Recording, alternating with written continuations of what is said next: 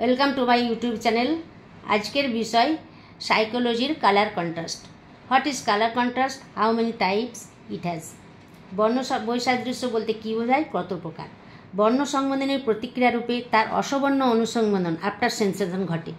এমন কয়েকটি বর্ণ আছে যেগুলি একটি অপরটির বিরূপ। দুটি বর্ণকে যদি একই সময়ে প্রত্যক্ষ করা হয় কিংবা একটি বর্ণ দেখার পর আরেকটি বর্ণ যদি দেখা যায়, তাহলে প্রথম বর্ণটির উজ্জ্বলতা দ্বিতীয় বর্ণটির চেয়ে বেশি বা কম হতে পারে। এই ঘটনাকে বলা হয় বর্ণ বৈসাদৃশ্য বা কালার কন্ট্রাস্ট। কোনো রঙের তলের কালার সারফেসের বিপরীত তলের দিকে তাকালে পূর্বের রঙটা বেশি ঘন বোধ হয়। যেমন তীব্র আলোতে কয়লা আরও বেশি কালো দেখায়। এরূপ লাল ও সবুজ বর্ণের মধ্যেও বিরূপতা বা কন্ট্রাস্ট আছে।